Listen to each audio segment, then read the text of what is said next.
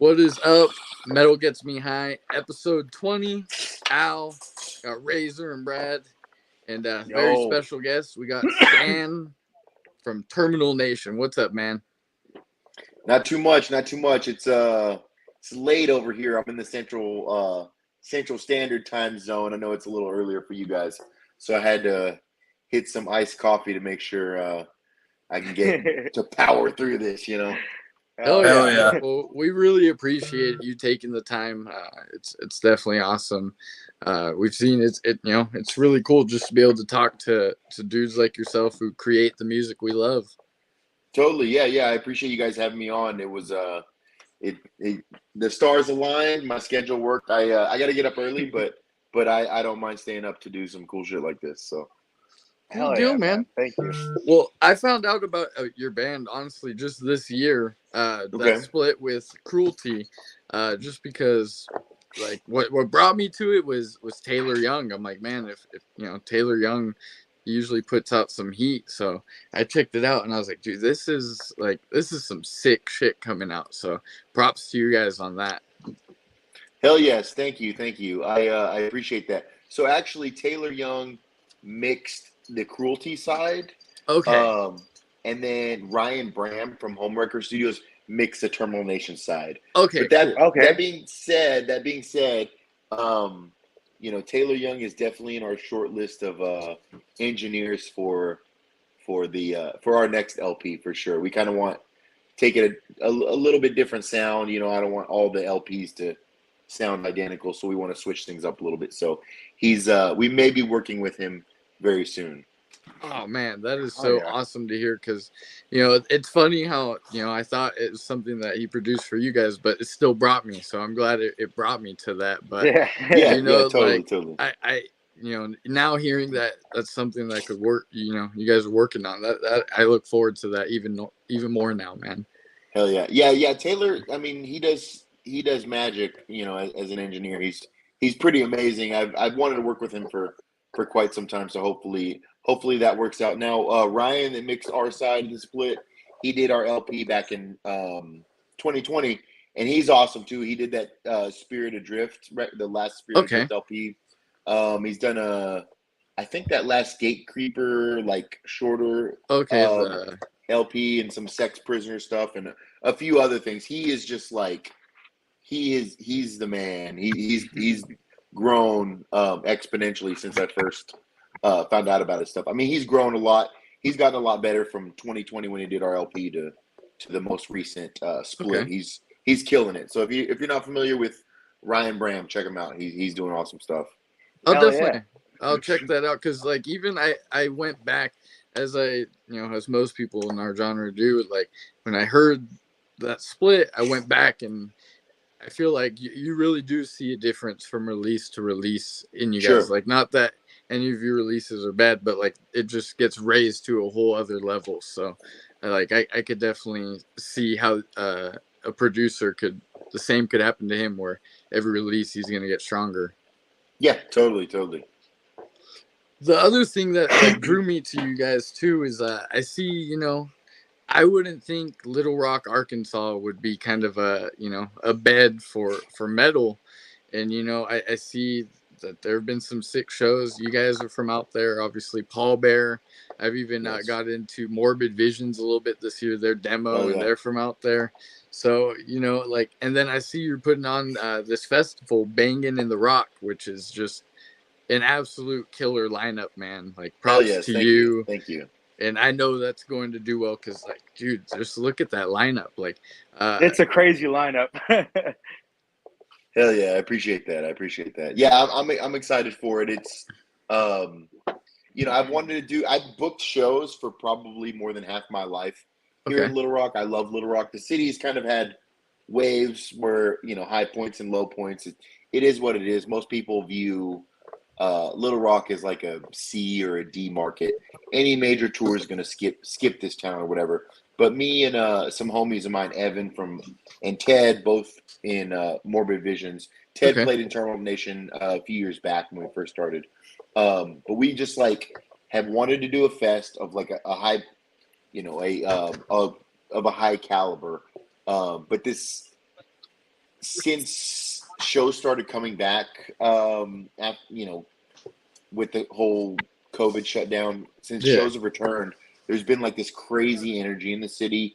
A lot of young kids, like kids in high school, getting into metal and stuff. Like they spent their pandemic watching videos on YouTube and are like, "Yo, is anything like this in Little Rock?" And then they discovered it. So like, there's a lot of crazy energy right now. So we were just kind of like, man, if we were to ever fucking just go for it, just balls to the wall and book the fest we want to do, and it be successful, now is that time. This is like the hottest that the hardcore metal punk scene has been in Little Rock, like in my lifetime for sure. So we were just like, fuck it, let's go, let's do it. Yeah. The heavy music scene, the extreme music scene in general, it's just really hot right now. There's so many awesome releases and even up and coming bands from everywhere that it totally makes sense that it's popping there. Yeah, it's crazy because like you think about the scenes that are kind of hot, like you wouldn't think Ohio would be the the hub of death metal that it is. Even in Fargo, there's a little bit of a scene with Maul and Phobophilic holding it down. Yeah, and then of course, you already kind of expect the Texas bands and the Florida bands and the California bands, but like it's crazy to see these little hotbed scenes pop up, and I think you guys could start something like that. So that's awesome, man. That's the goal. Yeah, just to kind of put Little Rock on the map. It's had its moments in previous years, like you mentioned earlier. Pallbearer is from here. I mean, they're like the hometown champions. Great guys. Love those dudes. Them, and then I'm not sure if you guys are familiar with Wake, like with Wake, R. Okay. Yeah, they have a few albums on Relapse. But they've been holding it down in the city since like 96 or 97. So they're all like scene veterans, if you will, here in Little Rock. But similar to Pallbearer, not identical, but similar to Pallbearer, they play like a slower, doomier kind of sludge thing. And then Deadbird, does that ring a bell to any of you guys? That band name? I can't. I've not heard of Deadbird, but I'll write that down so I could check them out. Yeah, cool. So I mean, they're all older guys now, so they don't play too much. They'll play maybe locally once every couple of years. But they actually dropped an album on $20 Spin a couple years back. But they were kind of like one of in the early 2000s, a quintessential like doom band. It was like 60-minute doom songs or what? No, not that extreme. I know they got some 8 to 10 minute bangers, but if you like slow, depressing doom, Deadbird checks that box. But yeah, we've gone in waves. I mean, and then like the early 2000s, this was a hotbed for like the whole like Christian metalcore movement. Which I could see that. Yeah, Midwest. It's in the South. We're in the South, so like naturally that's a thing. I know, like the band Norma Jean is like predominantly from like, or their members are from Arkansas. Although I think they claim like they claim Atlanta maybe or something like that, or Birmingham, Alabama. They don't claim Arkansas, but we all know they're all from there. It is what it is. But do a little digging. And like in Zale, I think had members from Arkansas, and there's another band. Oh, Living Sacrifice. Sacrifice. Yes, I've definitely know of them. So say what you will about like Christian metalcore. There's so much like corny dog shit like involved with a lot of, in my opinion. But but Living Sacrifice, like, subject matter aside, like they had some hard riffs, and they were kind of pushing the envelope in the 90s. Like I want to say they toured with like Morbid Angel and stuff like that. Like totally like in a world that they didn't belong, but they were writing songs that were hard. They were just about praising God or whatever. But like so we've had moments where we've had little like spurts, but that's been over the last 20 or 30 years. But in my lifetime or since I've been involved with the local scene, it's in terms of death metal or like hardcore adjacent kind of stuff. It's like red hot right now. And I know I think Owl, you mentioned the band Morbid Visions earlier. Yeah. Like some of my best friends in that band, they're brand new, like brand new. They yeah, only I have saw a demo they put out. Yeah, So I'm yeah. like, So they only have that's fresh. Yeah, they only have 2 songs up available right now, but they have a full EP that actually was mixed by Ryan Brand, who did the recent Terminal Nation albums, Hell and yeah. it's gonna fucking blow your mind. You're gonna hear. I won't give out any secrets, but you're gonna hear a lot about Morbid Visions here in the coming months. I promise you that. That's Hell good to yeah. Hell hear. yeah. 'Cause I was impressed. Like that's the other Cool. thing with like heavy music right now is I feel like all these bands who are dropping heat, like a band I'll shout out specifically, look at Tribal Gaze, like Mm-hmm. a lot of these bands in general are young and they're putting out their, either first release or second release. And Totally. like the level that all these bands are at in like such an early stage is just, it's mind blowing. Yeah, it's crazy. So funny story with Tribal Gaze. So they're playing our festival here in December, but that's actually the second time they played Little Rock. The first time they played Little Rock was back in January of this year, and I believe it was their 3rd or 4th show ever in January, and it was their first time they played out of state, and when I say they killed it. They fucking killed it. It was a sold out show. It was like some local. It was a mixed genre show. So I think there was like a kind of a deathcore band and then like some pop punk bands or whatever. But it was a benefit for a kid in the scene who had passed away a couple of years back, like right before the pandemic. So it was in his honor. So they got a few bands that he liked and put a show together in his honor. So. Anyway, so Tribal Gaze played and just fucking blew the roof off the place. I want to say I talked to them after the show, and they were like, were telling me that they're still in high school. They were still in high school, or like a couple of the members were in high school or something like that. I was like, this is wild. Like to be that young and just be like live. It was just so like precise and just like it. Like there's some bands that are good on recording and they don't translate well live or vice versa, but they like nail it on recordings and they're even better live. It was pretty remarkable to see in literally 9 months where they're at now is insane. Yeah. We recently had a chance to watch them, and with 200. Oh, the Creeping Death tour. Yeah. And they're the very first band. It was so insane how now that I know that they've only been touring now 9 months, but when we watched them it's 8 months in and their stage presence is ridiculous. Everything about they're heavy. Everybody's got great stage presence. It's cool. It's crazy that they're so young. Yeah, I loved it. I love that. Just to see it, like you said, it's remarkable in 9 months how much they've grown and like they're blowing people's minds like all over the country. And when they played here 9 months ago, they were like, "Oh yeah, we got some local band from Texas to jump on the show too, or whatever." And that's how it was explained. I was like, "Oh, this band is sick though." Like I know their music. Like they were the ones that sold me on going to that show for sure. And it's just like it's wild to see where they're at now.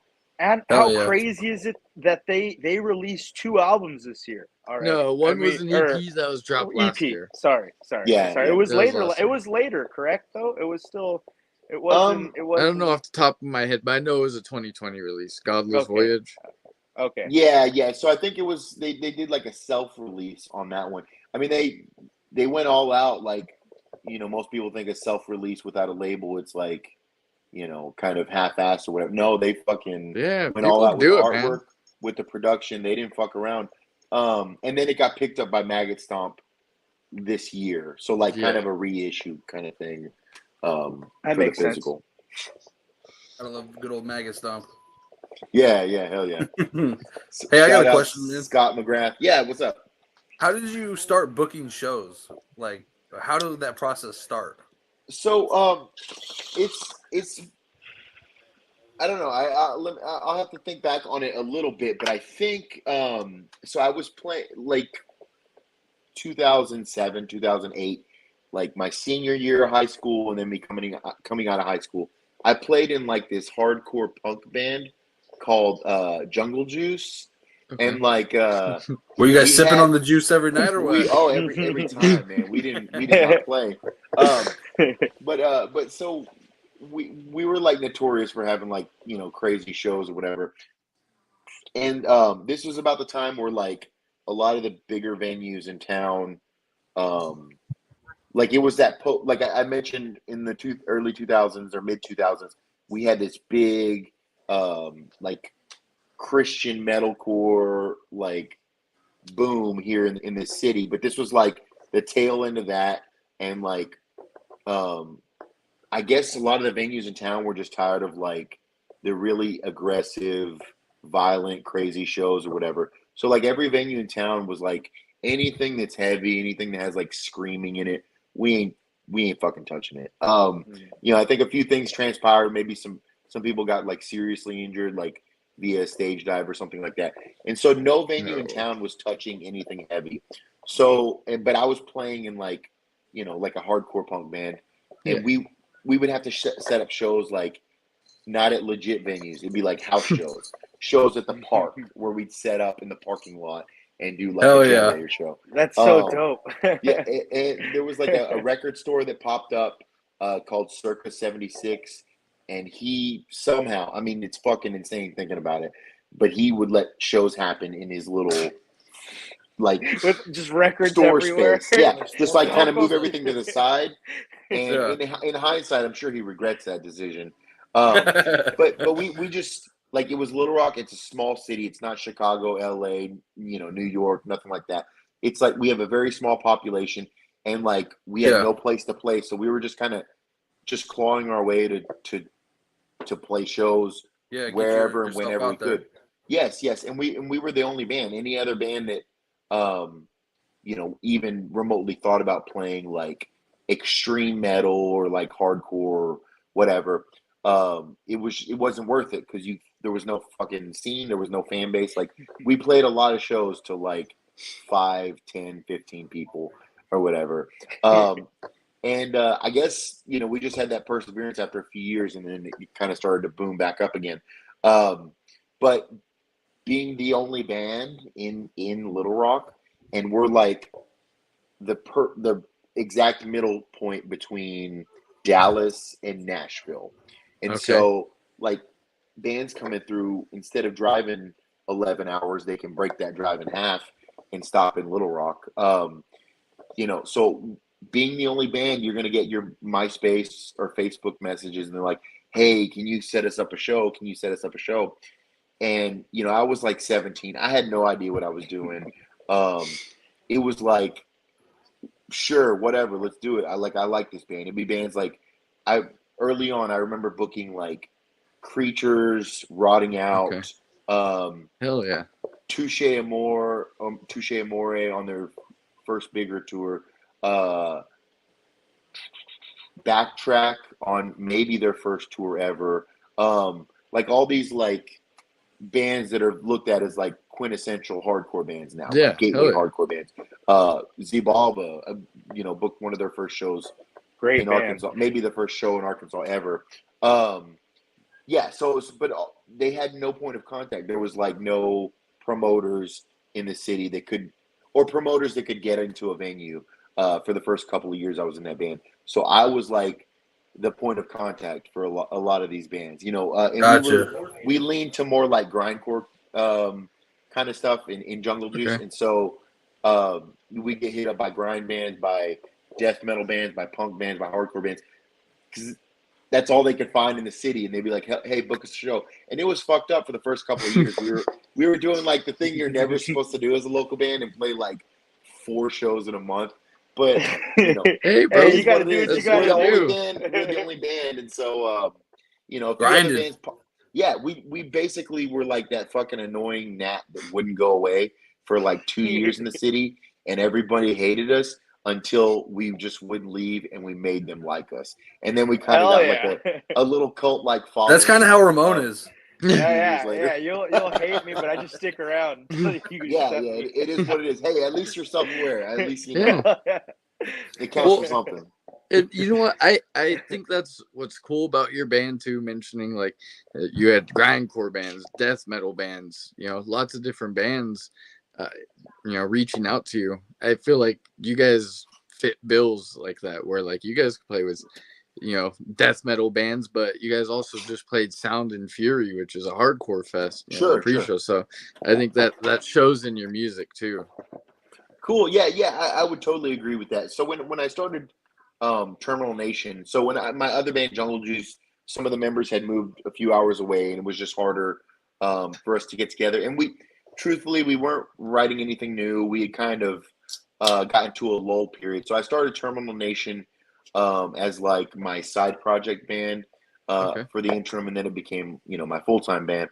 But I started it as a band like without sounding like Ray Liotta in Goodfellas or whatever, but it's for as long as I can remember, I always wanted to play in a punk band. And Jungle Juice started as a punk band and evolved into a metal band. And truthfully, you could say the same about Terminal Nation. We started as a punk band and evolved into a metal band. But I still think that there's punk in the DNA of what we're doing. Yeah. I mean, you could argue that it's more grindcore or whatever with, just like the whole fuck the system attitude. It's in a lot of lyrical content. Yes, yeah. Very, very Napalm Death, Terrorizer. For sure. Even Bolt Thrower, like the influences that the stuff that they're writing about. Whether on a hyper specific or more in a thematic way. We touch on a lot of subjects like that. So I would still classify this as a punk band, but sonically, I'm not mad if somebody says, "Hey, that's a death metal band," or that's a hardcore band. Like, I get anyone who says one way or the other. It's kind of funny watching people argue about what genre we are when I truthfully don't give a shit what you call us. You're like, as long as you like us, it doesn't matter. It is what it is. Yeah. I mean, the music and even the subject matter, a lot of the songs, it kind of goes against the grain. It's intended to be confrontational as it is. So like the fact that we don't fit perfectly into like this square peg or whatever, like I think that just that adds to it. We don't want to be easy. We never wanted to be easily classified. Yeah. And you know what? Me, all three of us, we were actually talking about this earlier. How you guys have like such a unique sound, and like lyrically, the lyrical content of your guys' music is insane. But you guys do have like a really unique sound, and we couldn't really put our finger on how to classify it, like you were saying, and we were having a little debate about it, and that's awesome that you guys purposefully have it like that, Yeah, totally. We just, go ahead. Sorry. Go ahead. Well, I was gonna say, we have our influences. You can tell like stuff that we're influenced by, but I never wanted to like have a band that, and there's a lot of bands that do this, and that's their prerogative. It's nothing wrong with it, but like there's a lot of bands that are like an exact carbon copy of like this band from 20 or 30 years ago. And if that's your goal, like that's cool. There's nothing wrong with it. But why would I write being a band that plays some shit that it's been done already? The Cannibal Corpse did better than I could ever do 30 years ago, or that Morbid. Yes, hell yeah, great album by the way. In my opinion, one of their best. I know that it's fucking amazing. Eric Rutan. That's where it's at. Yeah, that's where the money's at. He's also, I know I mentioned Taylor Young earlier, but Eric is also in our short list of maybe people for the next album. We want to do it big, so we'll have to narrow down the list a little bit, but those are definitely good contenders. But anyway, so I never like one thing that I always wanted was to still be ourselves. Like we're not a carbon copy of this band or that band. I mean, you can listen to it and be like, oh, this sounds like Dismember. Oh, this sounds like Napalm Death. This part sounds like Infest. But at the end of the day, if you put on a Terminal Nation song, you're not going to confuse us for another band. It still sounds like us. So I think we Not maybe intentionally, maybe not. I'm not really sure. Subconsciously, but we're just like we're doing our own thing. If it sounds like something else, cool. But decidedly, we're pulling in from a bunch of different areas. So I don't think it would sound like a carbon copy of anything else. Yeah, you're correct on that. How did the split with Cruelty kind of come to be? Given that they're a band from Japan, right? Mm-hmm. Yeah, so it's kind of a well, I want to say a sad story. It's a sad story for me, for our band, because we'd been kind of like Twitter friends with that band for a while. They were very familiar with us. I know they had like picked up some of our merch, and I was like, "Yo, this band is awesome." Hard. And they were, yeah, they're sick, but they were relatively unknown at the time when we were just talking. I mean, this is 2 or 3 years in the making, so probably 3 years ago, more accurately. But the band Jesus Piece did a Japanese tour or a tour in Japan, and they brought over. Are you guys familiar with Hate 56? Yes. Yeah. Sonny's Oh, videos. yeah. Yeah. So he came to Japan. I believe this is how it transpired, but he came to Japan with Jesus Piece to film them. And while he was there, of course, every show he filmed every band, all the Japanese locals, whatever. So like Cruelty's like this unknown band. I've heard their songs. I think the band's really sick. They like us. We've engaged a lot online. And they had mentioned, yo, you guys need to come to Japan. They like made us, I think they book shows out there. Zuma, the guitar player, books a lot of shows in Tokyo and whatnot. And he made us a pretty generous offer. Like, going to Japan is it's easy to tour once you get there because it's such a small island, and the hospitality is great. But the hard part is getting there. That's the expensive, the hard part, whatever. But he made us a very good offer to come out there and do a Japanese tour with Cruelty, and I think he said maybe Coffins on a few of the dates. And I was like, holy shit, let's go. Yeah.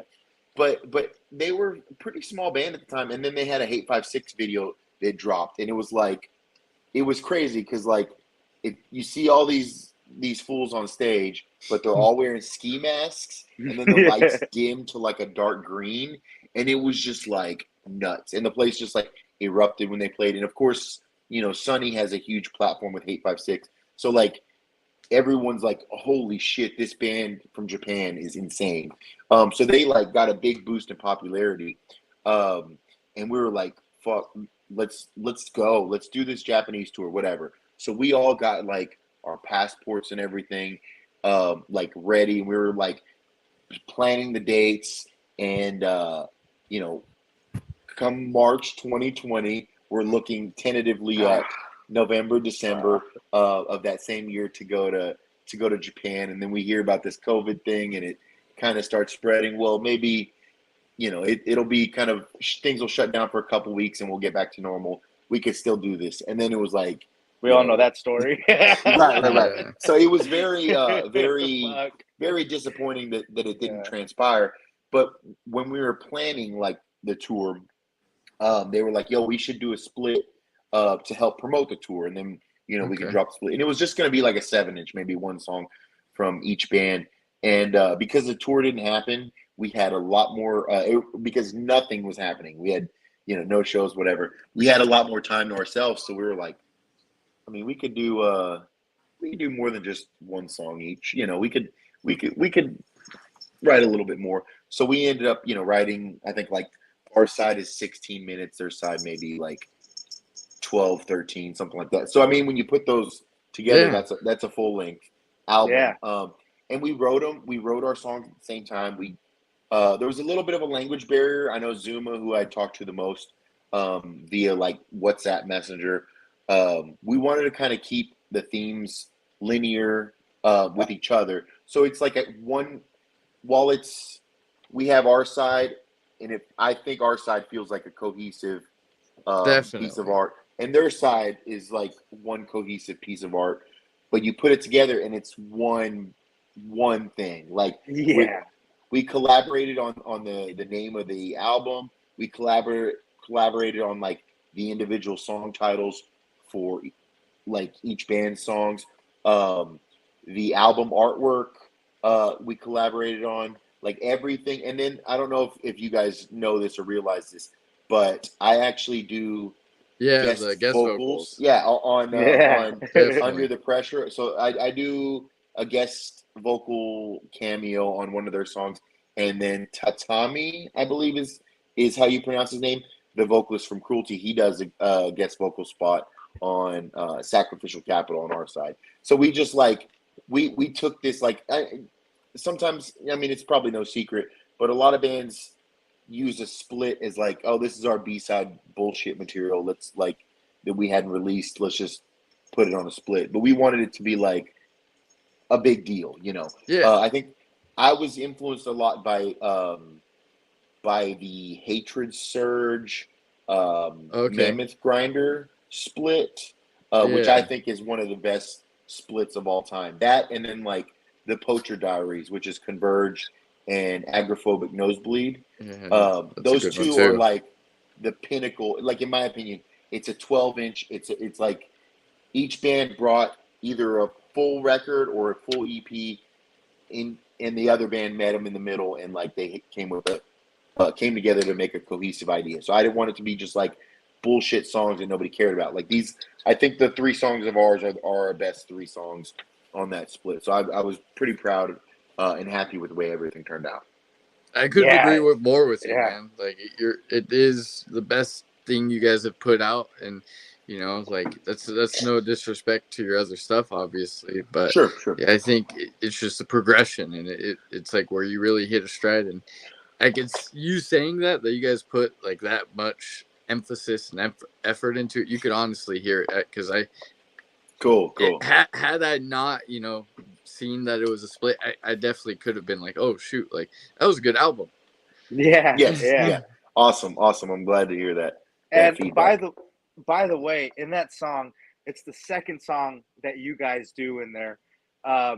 There's this like breakdown in the middle, and I have to say, in my opinion, I'm gonna embarrass myself just like trying to do it. But besides Chase Mason from Gate Creeper, you have the best like the I've ever heard. The puke vocals. Yeah. You have it 4 times in a row. Yeah, it's 4 times. And that shit I was like, oh, this is it right here. Hell yeah. So I'm glad you pointed that out. I mean, I've seen a lot of like detailed reviews about the split. A lot of people go into it, but no one is actually like in a review or in like looking at it critically. No one has ever like pointed that out. But I'm glad you mentioned that, because I was like, okay, so I can make these noises with my throat, and like, you know, I put a big emphasis on the things that I'm saying. Like, there's parts in the songs that I want you to be able to like hear and understand. So it kind of accompanies the instrumentals, but sometimes you know, there's certain times where you just want to get ignorant and use your voice as an additional instrument. And so like on the downbeat, it's open, and I was like, it's open, it needs something. We were like in the studio, and I was like, do we put a little pinch there? Do we put like to fill in that open spot and that like kind of breakdown? Do we put like a dive bomb, or we were just playing around like, or a cymbal hit? And I was like, no, I got this. Hit the vocal booth. And then I just like put these like in the open spots like it was an instrument. It was just like a hit on every time. And everyone was like, yo, that was fucking insane. Yes, dude, yes. It fit so did perfectly. It as a joke. You know, I was like, I'm gonna walk out of the vocal booth and everyone's gonna be like, yo, that fucking is the drizzling shits, man. That's so bad. But everyone seemed to dig it. I mean, it might be a little much, but my thing is nothing's corny and nothing's too much as long as you like fully lean into it and do it in confidence. So like if I half-assed it or whatever, like whatever. But like I was like fully in the zone when I did it. So I think it came out as good as it possibly could. 100%. Like I said, Chase Mason from Gate Creeper Yeah, and you he's the are pro. neck He's the and neck master. right Hell there. yeah. You guys are Well, neck and that's a neck after compliment to me. that. I appreciate that. Who would you say like made you want to be a frontman, and like who are some people who influence you, Uh, in your oh, frontman work? that's a good question. It's probably maybe more broad than I think most would probably guess. Honestly, so Henry Rollins Oh, from okay. Black Flag. I know the fucking Oh yeah. maybe the easiest man in the world to hate because he's a fucking douchebag. Like, No, he's a like, savage of a human being. That man is a monster. yeah, he He's fucking in the best way. yeah, but just like his energy and like Yeah, just the vibe he gives off is like just so intense and like scary for lack of a definitely. better term. And then like of course there's like Barney Napalm Death, um big influenced by, probably no secret, with some of the vocal cadences, um Joe D'Annunzio from Infest, Okay. like power violence band from late 80s, early 90s in Southern California. They were around like a real short period of time. And then I think maybe about 8-10 years ago, they reunited, and they've, Okay. been like the headliner for the side stage of like Maryland Death Fest and Chaos in Tejas or whatever. But yeah, he was just so like intense, and he just like parades around the stage like a gorilla. And like you can look at old pictures of the band, and I'm like way skinnier, and then like more recent pictures of the band, I'm like a lot bigger now. But I've never been a small guy in my life. I've always been like a big dude, and like so I'm always like stomping around on stage, and it's just like I always got that energy from him that I'm like, yo, this dude feels like a gorilla. He feels like a primate, just like stomping around the stage. He's like so like primitive, and he's like, and his vocals are very like, it's almost if you hear it now, like old Infest tracks, if you're not familiar, go check it out. But it's almost like cartoony is the vocals. Like Okay. it's got so much personality, almost like. But like I said, nothing is corny if you do it like if No. you're If you lean if you into it, 100% yeah. lean in, yeah. So, but it's very like, and it's like it sounds like a, I don't know, it like a dog like chipping away, like barking at you. But yeah, so Henry Rollins, I think, is probably the big one. Barney from Napalm Death, and then maybe Joe from Infest are probably the ones that first jump out at me. Okay. Oh yeah. Oh yeah. That's sick. That's a good variety, man. Mhm. What is there anything that you guys have like? Do you guys plan on doing some more touring, or are you guys kind of just hunkering down and looking to start some new work? Yeah, so as I mentioned earlier about we wanted to go to Japan, and then COVID fucked that up. But like COVID fucked up a lot of things for a lot of people. Yeah. So we had our debut LP drop in 2020, and obviously like that's a big bucket list thing. Your band's first like full length album, whatever. We can't wait to tour all over the U.S. with it.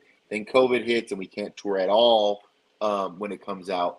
And so we're like, well, when COVID's over in a few weeks, we'll definitely like schedule some touring.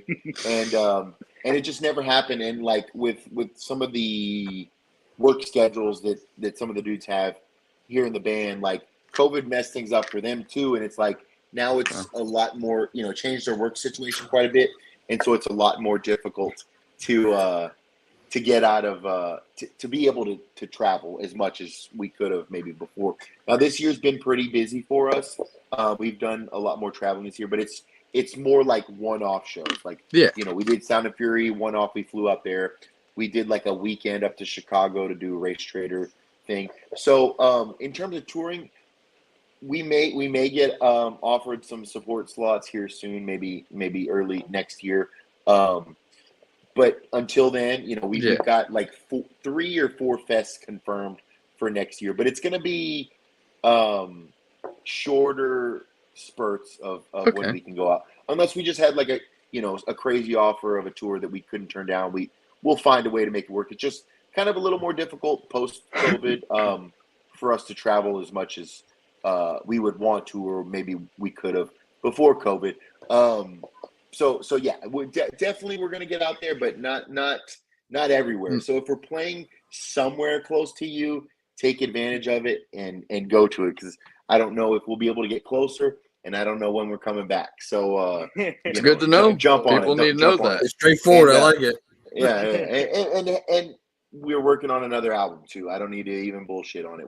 We got another LP coming, very similar. So when we recorded the Cruelty split, it was the first time we'd ever recorded to a metronome in the studio, and like that kind of changed the game for us. We always thought, we operate more as a punk band. We don't need a metronome. We'll just go in there and wing it.